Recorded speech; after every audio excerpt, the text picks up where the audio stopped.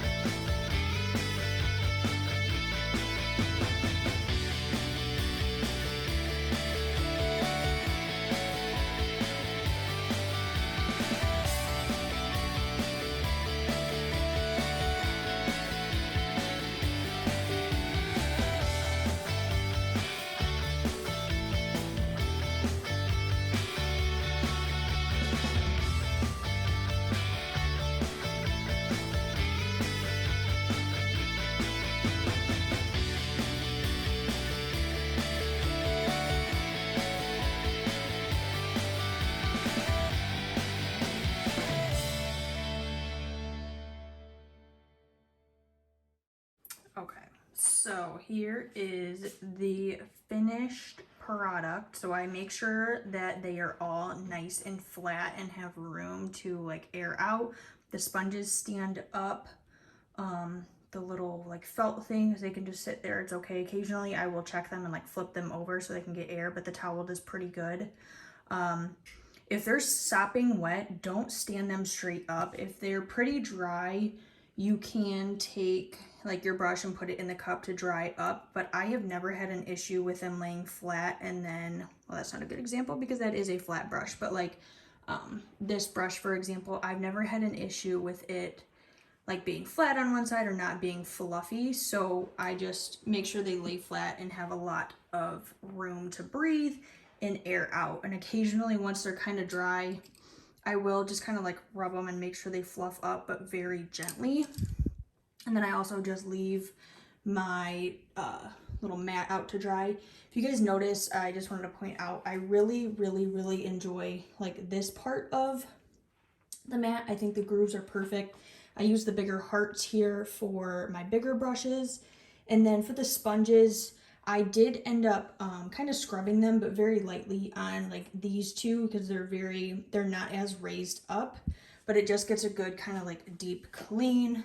But the sponges are nice and big. You do your best on rinsing them out. Unfortunately, they are a sponge, so they might still have a little bit of soap in them, but I never noticed it like ruining my makeup or anything like that once they dry. These little guys get nice and big and fluffy, and those clean pretty good.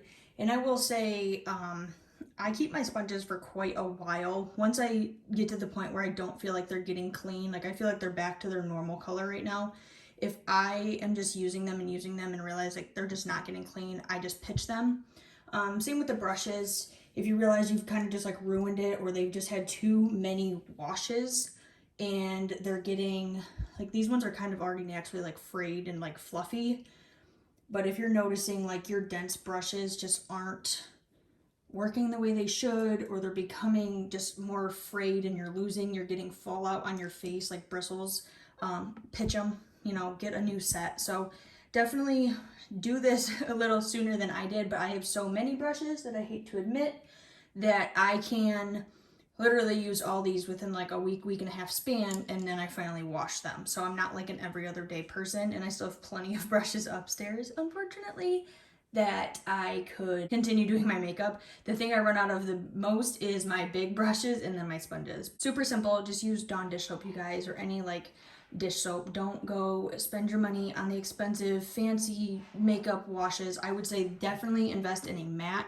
This thing is a miracle worker. It's on Amazon, which I can link it below in the description. The Dawn Power Wash, not sure I really noticed anything too different. It did, you know, obviously give them a little sudsy, so maybe if I were to wet them and kind of soak them and work with them a little bit, but they still cleaned perfectly fine. So that is the makeup brush cleaning. Okay, so that was the brush cleaning. I hope you guys enjoyed. So again, I just let them sit there for a day or two. Again, I have so many brushes, or just kind of plan out your time knowing that, hey, I'm not going to do my makeup for like over the weekend or whatever it is, and wash your brushes that way so you know like you don't really need them. That's it. I hope you guys enjoyed this little quick cleaning video. Guys, if you have any questions, always comment below. Make sure you guys are subscribed to my channel and ring the bell so you guys get notified of my uploads, and I'll see you guys next time. Bye.